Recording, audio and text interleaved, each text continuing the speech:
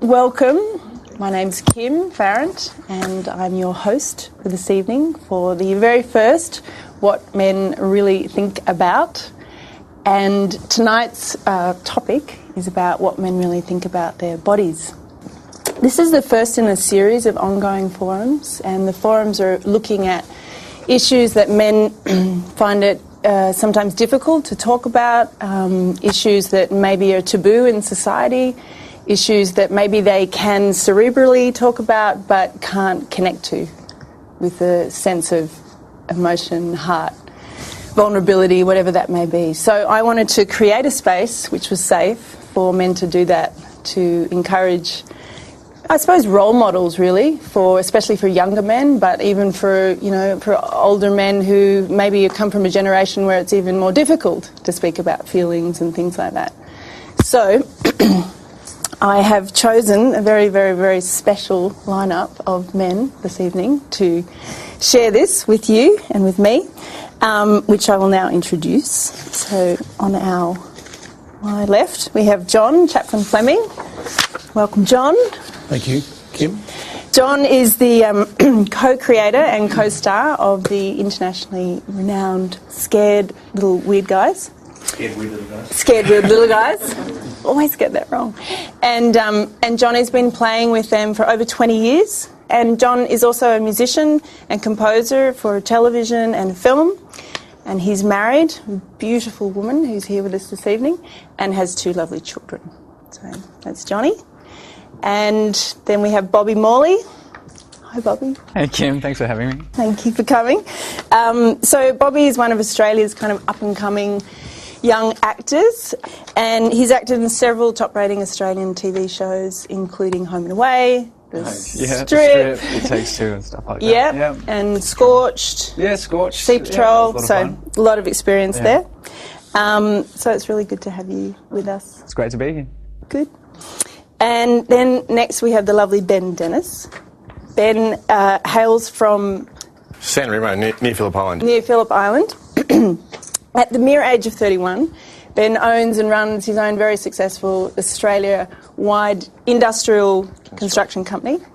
And I'm going to keep a little bit secret what Ben's story is, but Ben is very sporty spice. He loves fishing and jumping off weird cliffs into water and surfing and stuff like that. And he's the youngest of 3 siblings. I am.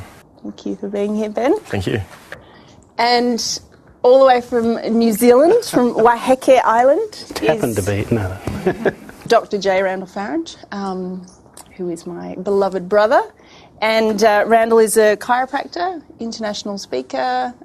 He has degrees in philosophy, teaching, environmental science and chiropractic. And he's also married and has 3 lovely home-birthed children. Welcome, bro. Thank you. Good to have you here. And David O'Halloran, the lovely David. David is the president of RecLink Australia, which is a national non-profit charity providing sport, recreation, art programs for the disadvantaged. And he was also one of the organisers of the Choir of Hard Knocks. That's right. It's a fabulous documentary which screened on ABC. David also is the general manager of the Raymond Hayter Clinic, which is a Melbourne-based specialist addictions treatment centre. That's right. And he runs several charities. The guy is a maniac. He's worked so hard. And he's also a property developer and a father of 2 children, 2 grown-up children. That's right. Yes. So please welcome our lovely guests. Yay. Okay, so as I said, tonight's topic is the body and how men really feel about their bodies, what they think of their bodies. And I gave them a brief. I said, I want you to come up with anything that's true to you. So what I've done is I've asked them to write a story. It might be metaphorical, it might be literal, it might be reflections on their body and their feelings about their body. And then each of the men will read their story, and I'll ask them a couple of questions, and then we'll go to the next story. And then I'm going to throw it to you guys. And I'm going to start with Johnny. Okay. And if you can read us your story. All right. Take your time. Body image to me is not simply my physical form. It's the image that's firmly rooted in my ideas about who I am and what I am. I carry a picture in my head of what I look like, who I am physically, and how I interact with other people socially and sexually. Much of the time, perhaps most of the time, I feel pretty unconscious of my body. My energy is consumed with what I'm thinking and doing and focusing on. But there are times when I'm forced to look at my body, when I see a picture of what I consider to be an attractive male body, and immediately compare myself, suddenly wishing that I paid more attention to it. Often somewhere inside I make a shallow resolution to change my ways, and this will be the last day that I overeat or the last day that I don't exercise. I feel frustrated and humiliated by my lack of commitment to my physical well-being, and yet entirely unmotivated to change it. It's quite a paradox. I have no doubt that my physical body is a manifestation of my mind and more deeply my subconscious. And that governs how and what I eat, the amount of exercise I do, how I dress, and many other factors which determine how I appear to the rest of the world. I can want to change my body consciously as much as I like, but against the strength of my subconscious, it's really not much good. And even if I'm slim and lean, would I still be dissatisfied? Is dissatisfaction with my body also a belief that my subconscious perpetuates? So where did this dissatisfaction all start? I think, as with many deep-seated subconscious beliefs I have, I feel they started with my birth. When my mum was due with me, she began to develop chicken pox. And by the time that she was in labour, she had the full-blown pox. The medical protocols of the 60s meant that I was not allowed to be touched by her or nurtured or breastfed by her for 3 weeks after I was born. And my mum would go for frequent checks to the doctor, but if he found one lesion on her body, it would be, no, you can't interact with the child, it's too dangerous. So she would go and manually express her breast milk so that it wouldn't dry up, and when I finally got to be with her, there would be something there for me. But for me, I can't know what I went through in that time, but when I feel into that situation, there are strong feelings of abandonment, and that it was somehow my fault that my mum wasn't there to nurture me, and that I was left alone often. And the formula feeding that babies were given in the 60s wasn't a complex formula. The likelihood of getting any colostrum-like material was pretty low. And the feeds would have been administered by a rigid schedule, regardless of how much I cried or the demands I might have made on the nursing staff in the hospital. I felt undesirable and unworthy, and I think that's a deep-seated belief that I have. When my mum finally got me home, she made up for the lack of nurturing, of course, and so in the surface of my psyche, I think there is like a normality, if you want to call it that. But there are underlying feelings of unworthiness which are present in my behaviour and in my self-esteem today. And through many early years, I think as a young boy, I was pretty unaware of my physical form, and I just ran around and ate food and played and worked just like a young person does. And I grew fast, so much of my overeating habits were masked by the fact that I was just growing and needed to eat a lot of food anyway. And in my early teens, I started to become aware that I was carrying extra weight, and I began wearing button-up shirts because I felt this concealed my plump belly and chest. And I wouldn't wear a t-shirt. I was just way too self-conscious about it. My body shape was the source of some ridicule at high school, where some of my less sympathetic classmates referred to me as tits, which I found extremely humiliating. And my parents even took me to the phys ed teacher at school and asked him to put me on an exercise program to change my body shape. But the only time that I could do that would be after school, and I was already totally committed. My after school time was completely taken up with another extra school activity that I was doing. And so I felt entirely powerless to change any of these circumstances. And I guess that's really how it's been since. Too busy to exercise, too busy to eat right or particularly well. Although my early life, Mum would obviously supply everything I ate, and later when I went overseas on my own after school, I ate what I wanted, and I chubbed up pretty big and returned to Australia with a nice perm and some soft jowls. I slimmed down a bit after that, but still the body image was in my head. And about 10 years ago, when I met my wife, we decided to go on a diet together which excluded simple carbohydrates, sugar, coffee, and lots of other things which I really relied upon to kind of numb my subconscious pain. I was pretty much reduced to fruit and vegetables and meat and very limited complex grains. And I was very irritable to begin with, as we both were. But once we'd been on it for about 3 weeks, that kind of subsided, and I found that all my excess body weight was just dropping off me, and I became slim and lean, and I felt really energetic. I felt transformed, and I was easily exercising, cycling and rollerblading all over the city and having a great time. And there were some of my friends who asked me if I was sick, or maybe did I have a drug habit suddenly that they didn't know about.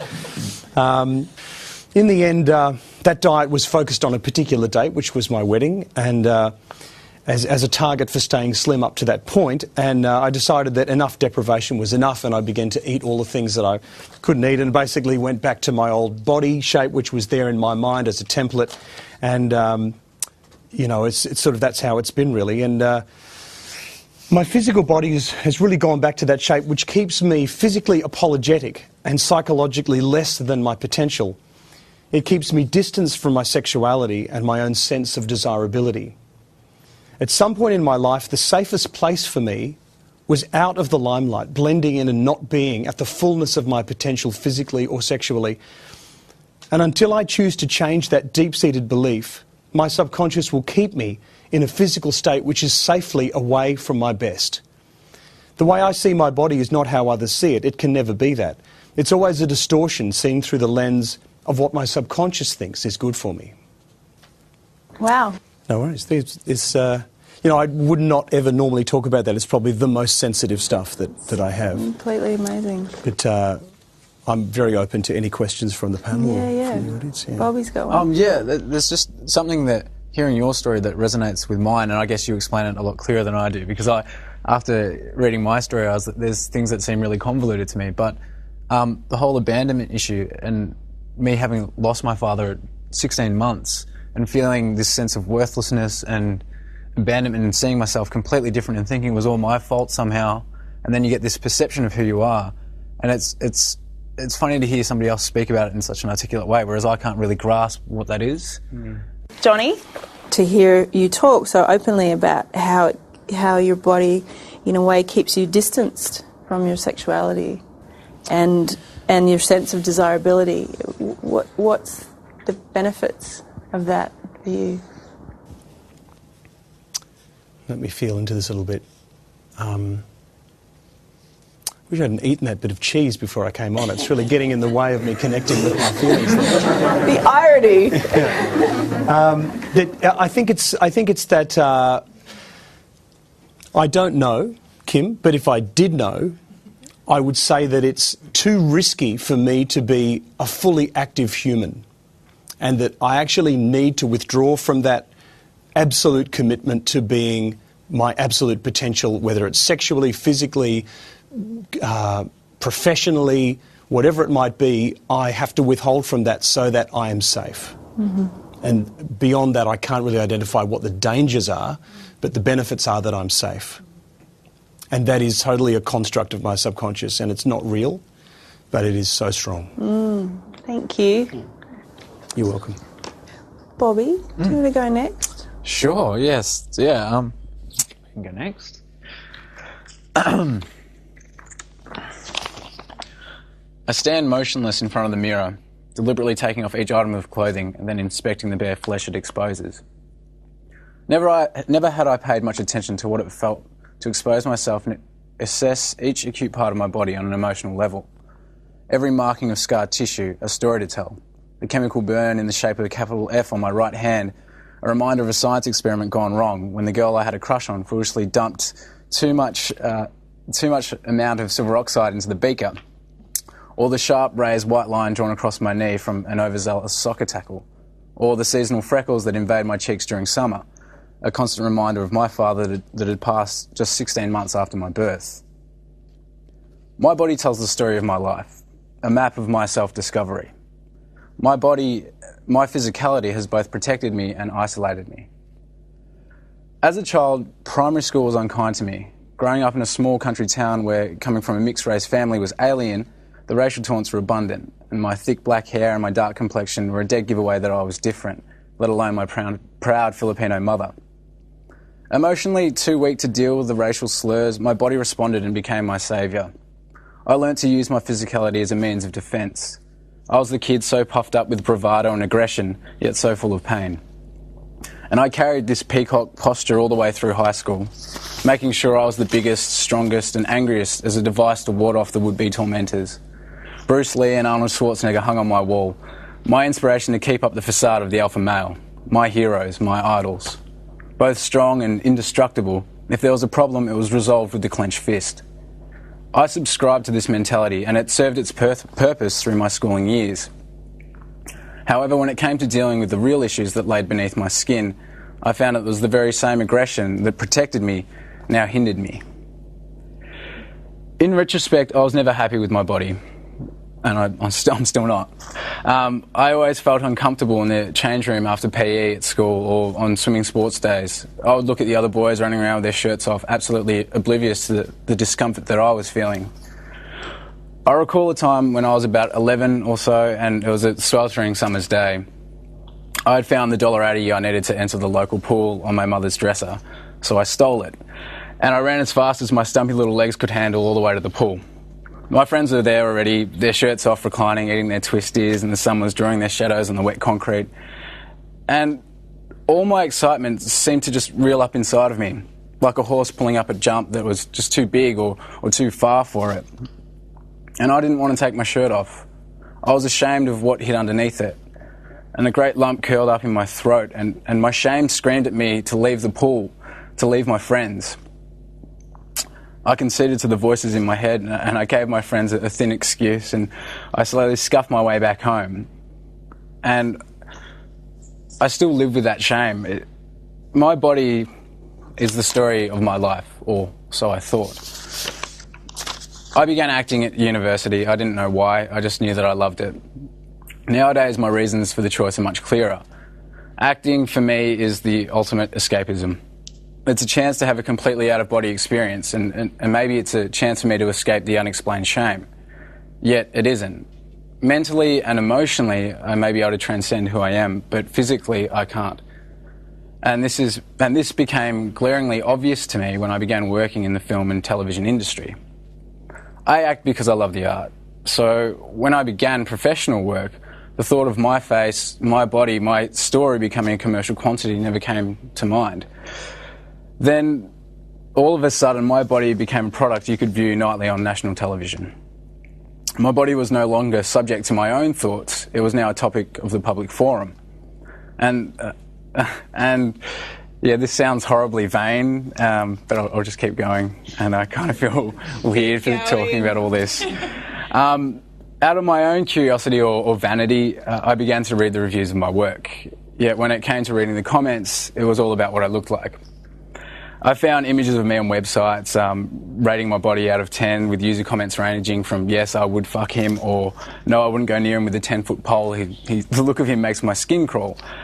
I can say that scared little boy at the pool was now terrified. Arnold and Bruce Lee now loomed over me once again, but this time they didn't instill me with strength. Rather, they instilled me with a sense of inadequacy. What I should look like, that I needed a six-pack or I needed biceps bigger than I'd ever require. It was the first time that I guess I had been exposed to sexual objectification. And I wasn't the only male at my work feeling it. There was pressure on the guys on the show to look a certain way, and it was rarely talked about. We all suffered in our own silence. And the gossip rags and the papers labelled us as girl crazy and sex symbols, whatever. And the publicity, which is a compulsory requirement, turned us into pin-up boys for schoolgirls. And all the media fueled the fire of sexual objectification. And here I was, stuck in the middle of it, wishing I never stole my mother's $1.80. But nowadays, I've reconciled with the fact that it is part of my job to look a certain way, to attain a certain physique. However, this realisation hasn't helped me to reconcile my own issues of self-perception. If anything, it's complicated it further.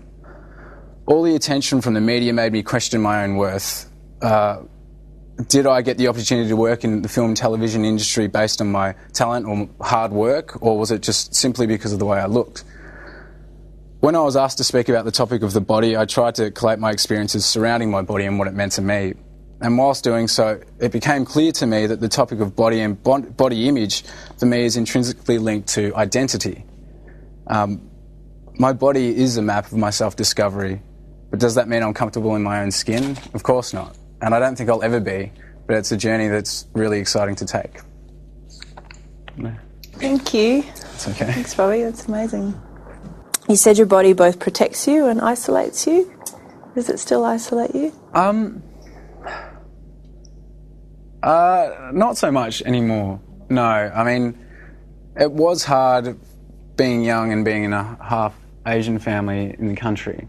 As I get older and you meet more people and you move out of the country and you move to the city, it's nothing like that anymore, you know. And I guess it ties back into that thing where getting work, is it purely just the way I look, or is it based on my abilities? And like I've had some people say to me, you know, you're just lucky that you look this certain way, you know, that you've been blessed with this, and that's why you've fallen into this career that you're doing, you know.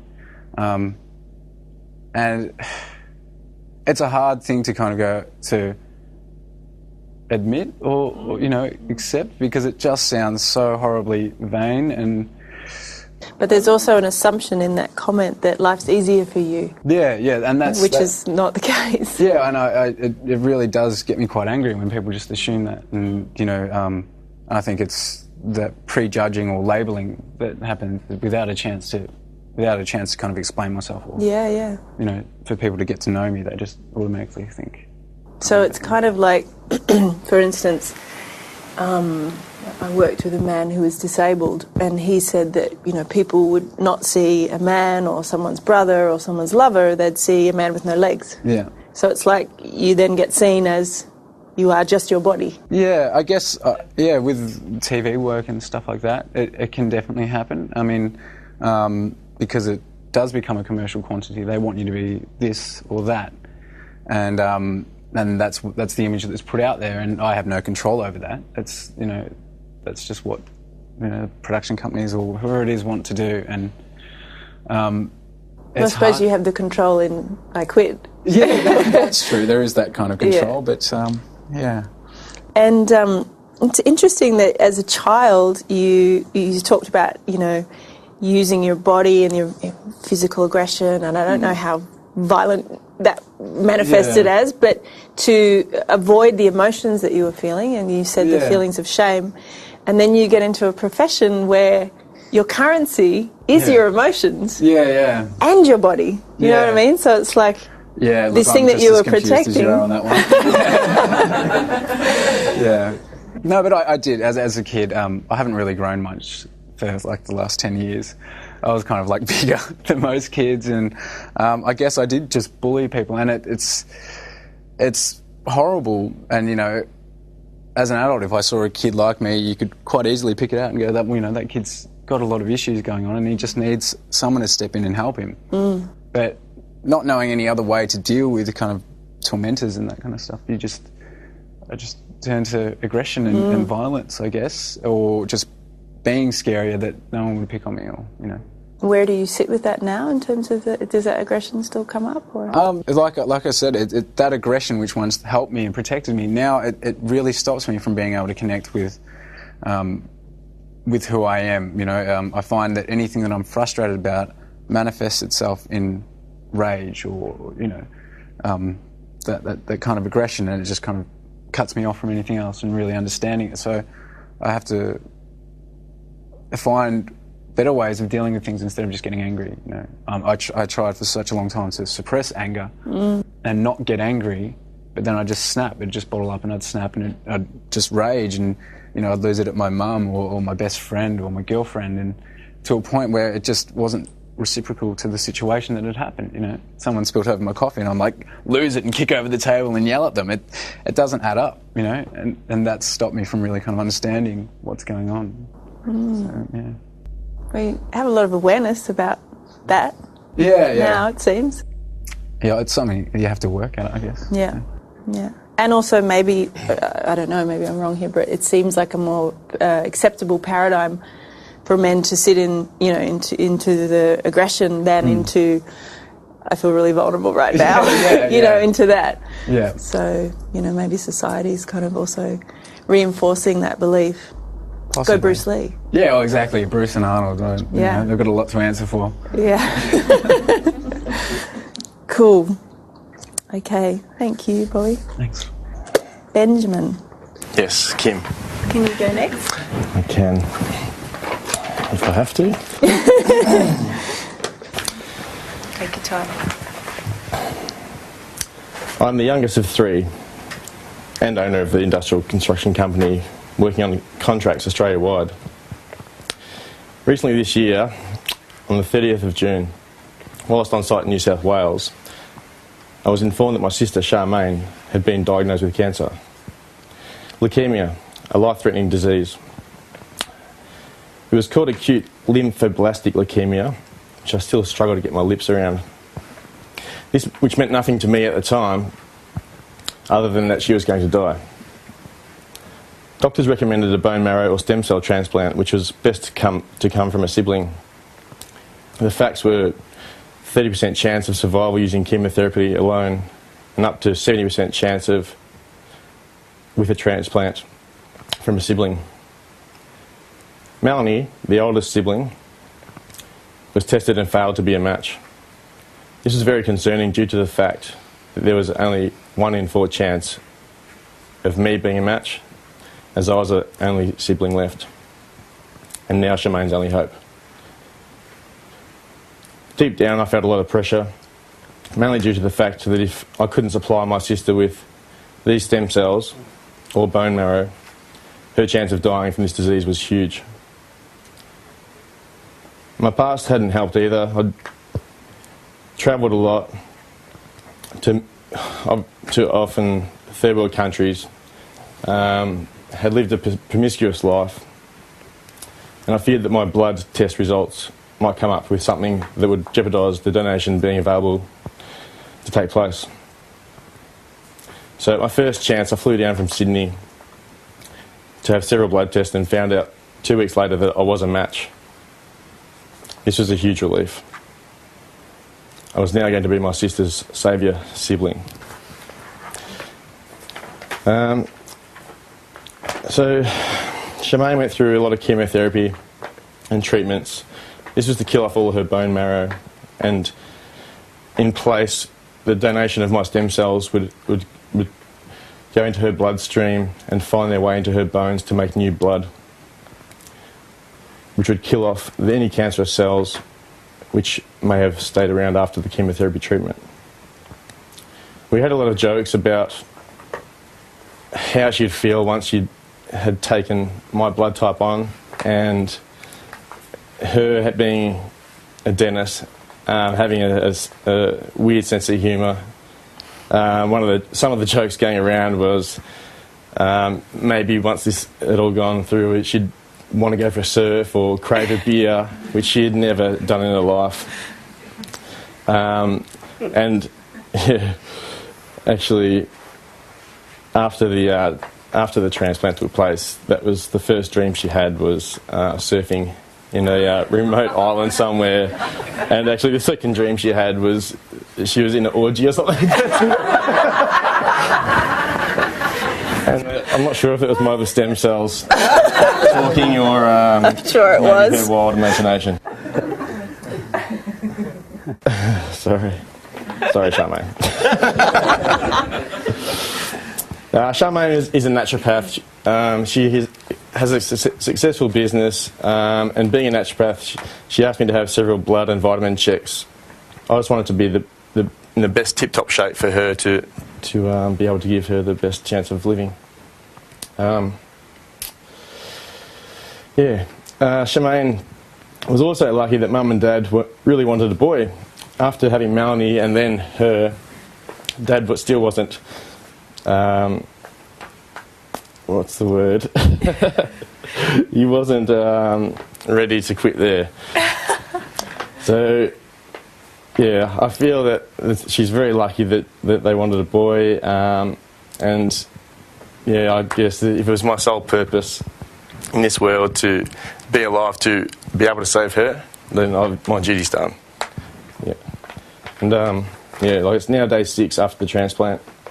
And everything seems to be going well. It's a long way to go still, and yeah, it's been a big journey so far, and there's a lot to go through still. But we feel positive, and yeah, that's all I have to say. Thank you so much. Yeah, it's a tough thing. It's huge. Yeah. Ben sent me a photo of him with Charmaine, and so, she's there and she's pale and she's got no hair and she's hugging him and he's got all these tubes, and that must have been like mid-transplant. Yeah, it was during the transplant. During the transplant. What did that feel like in that moment? I actually, prior to the transplant, I felt scared that maybe it wouldn't work. I was really in fear that maybe she'd die, or I didn't know what was going to happen. Yeah, the feeling of being able to do it was amazing. I feel proud, and I still get upset a lot, a bit thinking about it. But I feel really proud, and I don't know. I feel like my life does have purpose, more so than to go surfing or to travel and be selfish. All these different needs that I always think are most important. Now that I feel I've done this, I feel great. Pretty amazing sense of purpose, saving a life. Yeah. This guy floors me. And when will you know whether it's been successful? I think it's up to 3 months where she takes on my blood type, and then starts to grow new blood, and yeah.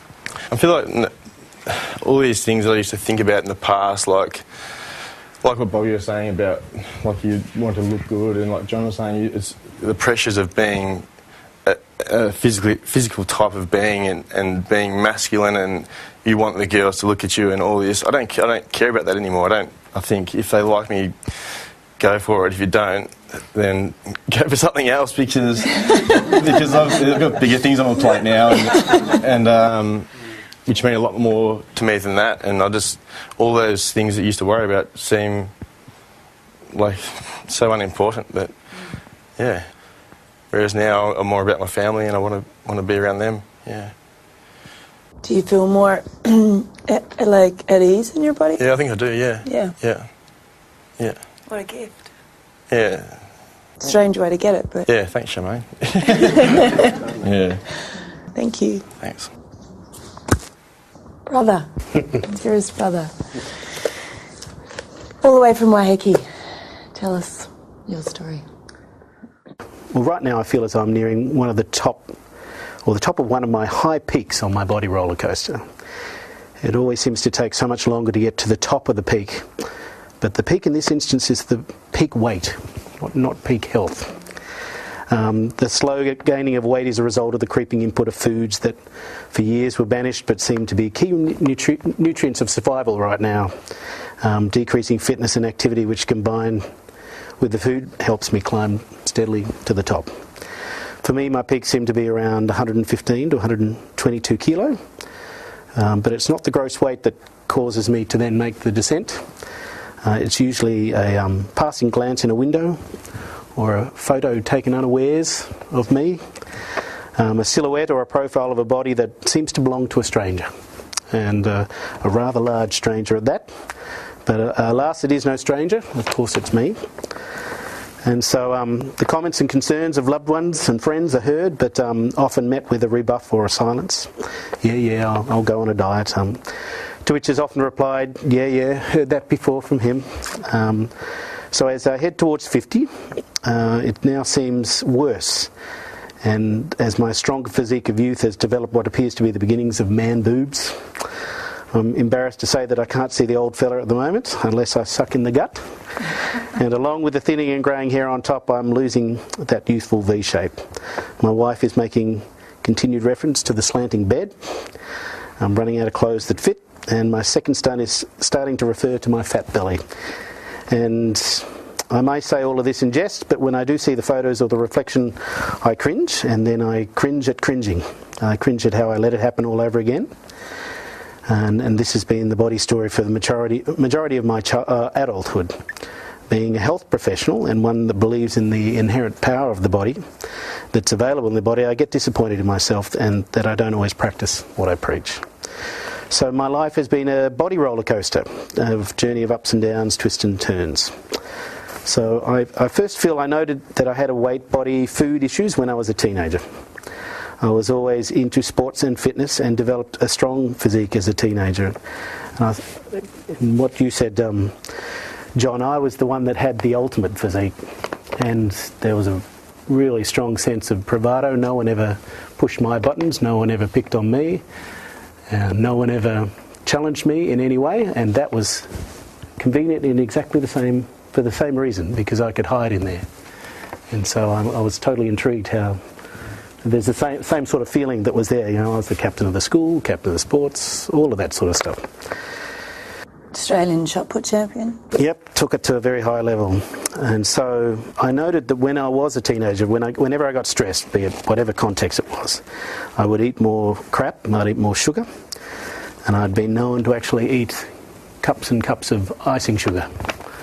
Amazing stuff when I think about it now. And so, you know, when I was older, I realised I was binge eating. You can call it binge drinking or whatever you want to do, because it's amazing. I don't know if people can recognise this, but a sugar overload really helps to numb down the feelings, take the feelings away. I used to call it the lovely phase-out phase of really just not being present to myself. So the times when the times when I felt at the top of things are the times I've been my healthiest. I know for me that amidst all of this, my attitude and my mindset need to be clear and balanced when I'm on that downslope. The opposite there. So I've done a lot of personal development work over the years, which has been of absolutely great benefit, but the nature of life is that the challenges just don't seem to stop. I don't know if people have noticed that. And each time I rise back up to the peak again, it actually does give me a chance, and it's great to hear you guys talk about this, to see where those blocks are, which are contributing to the rising weight. So I've said here, my body roller coaster mirrors my willingness to work on myself. So one peak in my roller coaster saw me rise to 122 kilos, and I'm really intrigued here. I feel that my body and my perceptions are a cornerstone of my emotional journey through life.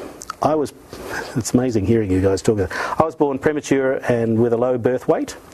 This was due in part to actually losing a twin. My mother actually had a full-on miscarriage and didn't realise she was still pregnant. And then I would say the stress and the toll this took on her to hold on to me meant that I was born really early, so very small. However, it did not take me long to be a huge fat baby with the nickname Winston Churchill. So I do feel from an early age something deep, physiological, psychological, chemical, stress factors, and I've explored a lot of this in the context of my work. Relating to food and weight have been a significant part of my physicality. So whilst this journey has created a lot of heartache and pain through my life, I also don't want it to become an excuse or a wound of some sort. This is why when I focus on the issues at hand, then the action required to become healthier is a lot easier to do. So as your sister, I've seen a lot of that journey.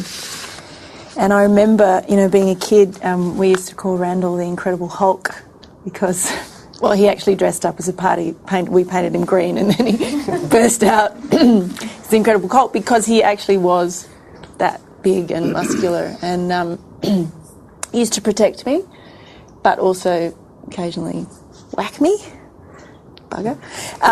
But anyway, well, I'm interested at that age because it sounds like that's when the eating started as well. Like, what prompted you to bulk up like that? To become the big guy? I think I was always keen on sports, and sports made me feel solid and strong. Why did you need and to comfortable? Feel because I felt in other aspects of my life I wasn't.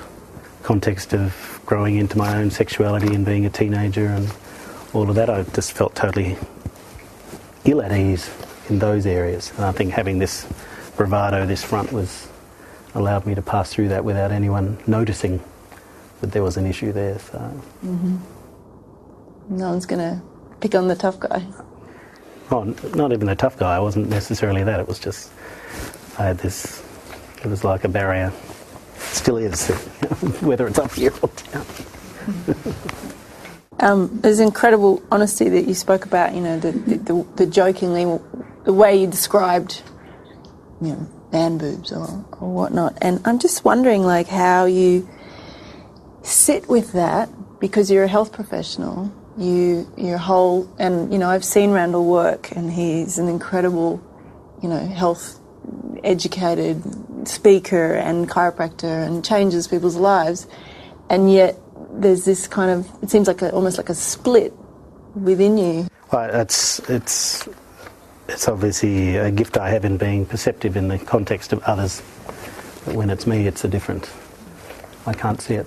Mm-hmm. And I think part of the bigness and the bravado and the size and stuff was because there was a lot of confusion in terms of trying to figure out where I sat in the world. Mm-hmm. So it's a hell of a lot easier to work out someone else's issues than my own. Right. I love this guy. Thank you. Thank you. And lastly, David, please share with us your story. Fucking last. It's hard for me to articulate the story of my body as a thing on its own, and I tend to think of my body as a physical part of me that houses the other parts of me, where my thoughts occur, my brain, where my feelings are felt, my heart, and where my spirit resides, my soul. So to talk about one without the other is difficult for me. What I can tell you, perhaps, is a chronological timeline of from then till now, and how that journey has impacted on this body. I was and have always been a physical person from a very young age, and that's how I connected with the world mostly. My early teenage years were difficult, and at school I found it was easier to compete with others on the sports field, and I was very competitive in everything that I did. I think it was my way to get validation at a time of uncertainty for me as a young man. I was also physically punished as a child and a teenager. And this certainly had an impact on me in the way I viewed authority. I didn't understand the reasons for the punishment often, and this confused and entrenched my rebellious nature. I determined that no amount of physical pain that somebody else inflicted on me would change me at my core. So I internalised my feelings in order to protect myself. In my late teens, I started to dabble in alcohol and marijuana with my friends and found comfort in the way that my feelings weren't so big and my confidence grew. I self-medicated to cope with the pressure I felt I was under to complete secondary school and get to university. This dabbling was to become a major part of my 20s and a source of great pain and confusion for both my body and my mind, not to mention the feelings that accompany addiction of any kind. My addiction to mood and mind-altering substances was a burden for me physically, emotionally and spiritually. I did not know the impact that this was to have on me until the party was almost over. The aches and pains and being sick from withdrawal as the brain screams for more is agonising, to say the least, and feeding the habit to avoid withdrawal and to avoid the emotional hurt is relentless and felt like Groundhog Day. It was because of this pain that I sought help and was guided by a GP to where I was fortunate to find recovery in my early 30s. And as a direct result of, a consequence, if you like, of my addiction was that I was diagnosed with hepatitis C in the early 90s, and I took affirmative action through alternative therapies to remove this problem from my body, and I'm happy to report that it's no longer present. So for the past 22 years I've made a conscious decision to live life on life's terms, and I've been totally abstinent from any alcohol or drugs, and that's got to be good for this body. In the recovery process I was interested in learning about some of the reasons I use drugs and alcohol as an escape from my inner turmoil and the outer real world. I did lots of therapy and used many different treatment modalities to explore and educate myself, and have found some interesting things about me. I don't live comfortably in this skin when it comes to feelings, and have suffered for many years with self-loathing, anger, shame, guilt, fear about who I was and what I'd become in active addiction. As the years rolled on through my 30s and 40s and now into my 50s, the art of living and growing up emotionally and being a functional and responsible male in this world have meant new directions. Self-care has become a way of life for me, and I use things like traditional Chinese medicine, massage and meditation for self-preservation. Not the sort of things a typical Aussie male might choose as ordinary everyday pastimes. I am often physically and emotionally tired, and often am prepared to sacrifice my well-being for perceived achievements in other external areas like financial and work-related success. In the years leading up to my 50s, I always thought mentally that I was still younger than my years, and see this as a kind of denial of my ageing and perhaps the loss of a younger man. It occurs to me that men don't have a defining time or a change of life like women do, so the movement into midlife is more subtle. Sexually, the journey for this body has been interesting. How long have we got? I wrote that here, so I've got to say it. So, I've used my body sexually to get connected to the other sex, and that has been a large part of my physical story, particularly in my adult years. Wanting to connect with significant others, casual and permanent partnerships, and other connections, my body has been a vehicle for connecting physically to the world. I believe that most men usually have a strong sense of physicality, and this can be expressed sexually and certainly as one of connection and power. Finally, I would say that for me, enjoyment and appreciation for life itself, acceptance and surrender of my current situation and age, and gratitude for a full and colourful life to now inspire me to continue living in this body with some care and compassion. Like an old classic car that requires ongoing maintenance and replacement of parts by experts, I need to show it some love if it is to remain usable for the last part of my journey. And the one thing that I do know is that my body will eventually fail me. And that is the ultimate male vulnerability. The fact that no matter what or who I am, or indeed what I have done in this world, there will come a time when I will exist no more. Well, at least physically in this world. Perfectionism in all its manifestations is a difficult way to live as we age. And I've got here disgracefully. So I've got a couple of little things that I wrote. I didn't know where to put them, so I put them at the end. Sometimes I think that I'm young at heart, but I'm definitely older in other places. So in closing, if you want to know the secret to staying young, it's to live honestly, eat slowly, and lie about your age. Wow, there's a lot in there. You crammed a lot into your young years. You spoke about addiction. Yeah. Some might say being a slave to the body. Sure. And I loved this line, feeding the habit to avoid withdrawal and emotional hurt. So you're now 22 years clean and sober, yeah. Which is incredible, by the way. How do you deal with hurts that come up now? Well, I suppose where I might have hidden from them before, I have to experience them and just feel them, really. So I don't really have a place to go when I'm confronted with emotional pain. So it's something that I have had to learn to sit with. So my mother passed away a few months ago. So, I might have wanted to do something, but really just, experiencing that and feeling that. And knowing that the feelings I'm not going to die. Whereas I might have medicated beforehand, because I didn't like the way I felt, or I didn't like an emotion, or whether it was the anger, the fear, whatever it was, I didn't like it, so I medicated. Now I don't medicate, so I just have to feel my feelings. And I learnt that I wouldn't die. So.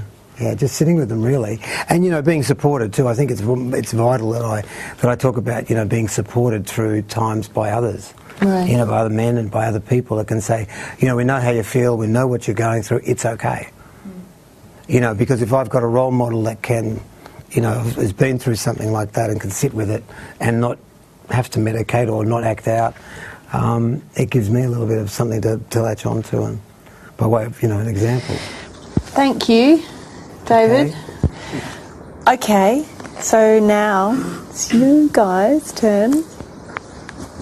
Don't be shy. They've given a lot. Malcolm. So a lot of the discussions are about yourself. I'm interested in hearing, maybe not from everyone, but just from a couple of people, of how you interact with your male friends in respect to the idea of your body. I mean, I don't think that's something that men talk at this level about to each other. I mean, that would be my experience. Guys tend to skip across the surface and don't really drill down in their discussions, I don't think, about what their body's up, or talk about their vulnerability in terms of, you know, how I actually really feel when I look in the mirror. You know, that's really taps into something you were saying. You said about you guys suffered in silence. Yeah, at my workplace we kind of all just didn't. It was a taboo subject. You know, you don't talk about it. But I mean, amongst young guys, it's a very superficial kind of thing. You know, you might occasionally go, "Oh mate, you're gonna work out a bit. Like, you're getting a bit tubby around the sides, or you're drinking too much beer, or whatever." But no one ever goes beyond and says, "Oh, is the reason that you're growing your sideburns because you miss your mother?" You know, no one really talks on those levels. I mean, yet there is that kind of, I guess, competitiveness that most young male men have, that, you know, they kind of exercise or try and keep fit or whatever it is to look a certain way, but you don't admit that. You don't go, "Oh yeah, I've been working out to be hot this summer." unless you come from Sydney, possibly.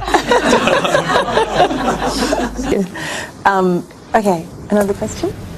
Yeah, I mean, what always intrigues me is the beautiful intimate relationships that I have with men are actually not that different to the relationships that I have with women. And I find that men can talk about their feelings. So I guess my question is A, do you agree? And B, why do we man up? How does it serve us? Challenging question. Man up as in behave like men. What is that about? Why do we have to man up? Well, you know, what do you mean? What is that? Well, you know, this whole, you know, if you get knocked down, get up again. Right. Don't have a feeling. Don't show your vulnerability. Like, I mean, I always try and think of, from an evolutionary point of view, why do we behave like we do? And men, you know, for millennia have maybe been the hunters, or, you know, and that's not true in every society, of course, but perhaps there's a certain amount of, like, if we don't talk about our feelings and get on with building the hut or making a fire or killing that thing over there, you know, then the tribe's going to survive, you know, and what do you think? One other thing. I agree with that. But I think the one thing, particularly with what we're speaking about tonight and the body, is that, and David was saying how the slip into middle age for men is very different. There is no turning point. Women have that holy grail, the sacred womb that, you know, that they give life, and I think that's a big difference for a man there. We aren't taught to be in tune with our bodies like women are, you know, with their period and stuff like that. Guys, we don't have that constant kind of check up, and, you know, we kind of just learn to neglect our health or not think about, you know, bearing children, or you know, I mean, well, I'm a bit younger than some of the others, so I don't really think about, you know, I'm happy to go out there and kind of destroy myself on the weekend. But yeah, I think that's one major difference for men and their bodies, is that we're not that in tune with it, because of the fact that, I don't know, I'm young and naive, forgive me, but yeah, that's one thing that seemed to occur to me. Yeah, and there is that kind of intrinsic, I mean, you know, the euphemism of our genitalia, men are out, women are in. You know, it's like we are totally externalised, focused on whatever our task is. Women maybe, I don't know, like, I'm not going to make a generalisation, but I'm going to anyway. And maybe we're more inside, more like feeling our internal stuff. And is our, you know, we got to nurture this life place, exactly like you said, you know. It's really important to the whole species that, you know, that women are, that carry that life font, you know. I'd like to make a comment. I think it's, you know, generational too. You know, you look back at, you know, for years, men haven't expressed their feelings. You know, we had the war years, and our parents, you know, we had defined role models, and, you know, the guy went to work, and the woman, you know, was the housekeeper, and she didn't talk about her feelings or what her husband did, and he provided, and you know, for a long time, and as we've I suppose, you know, through evolution and, you know, through the last, you know, years, generationally, we've been able to, guys do express themselves. You know, we're asked to, we've been encouraged to. demanded to. There's been a lot of, I suppose, prompts for guys to start talking about how they feel about stuff. So as guys come out, there's a confusion in that, because it was easier early days not to talk about stuff. But it doesn't mean I agree. We are. It's evidence that guys are feeling people with hearts. There is millennia of protecting the woman and the home, and making sure that everything is okay, and having an external toughness to the world. Like, if you come near me or my family or my clan, my extended family, my clan, I will protect that. I have to, and I have to be. It's like a Maori man that does a haka. It's all externalised. Stay away from me. I'm dangerous. It just wants to keep people away to protect. And not get hurt. So I think, generationally, and I think our children, it's going to be interesting if we could fast forward this conversation, 20 years or so, and see what our kids are saying here, as they've grown up, or my son or something. And I just think, more's asked of us, and I think, we're stepping up to it. I think guys are able to express themselves. They get a little bit vulnerable. Sometimes it doesn't work. You do express your vulnerability and it comes back on you. That's been some of my experience sometimes. It's like, whoa, I wish I'd never said that. But I think as we take risks and try and, connect a little bit deeper, I'd said earlier on, I spent a lot of time in my head or my groin. I've got to join them in my heart. That's the sort of challenge, is to get into a heart space, and that's not easy. It's easy here and it's easy here. It's not so easy here. I find personally, amongst my group of friends, we're pretty tight-lipped about it. We don't really voice our opinions about these type of things. I find personally I do with females or girlfriends I've had in the past. I'm quite open with them, but I don't know. I guess like what John was saying about that primal type instinct. I see men like lions, and you don't show your weaknesses; you show your strengths. You have that shield or barrier up to protect yourself, and you don't want others to get in to attack you or get in and get you while you're down. So you do sort of, puff your chest out and carry on with life, and sometimes, you probably should talk more. And sometimes life sideswipes you. Yeah. And you have to feel that stuff. You do.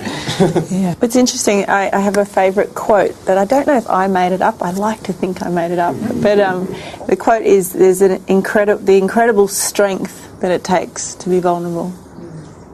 And I feel like I've seen of that this evening, like a vulnerability in just in an openness. And like as a woman, like, God, that gives you so much access and understanding. And thank you, guys. Please give it up.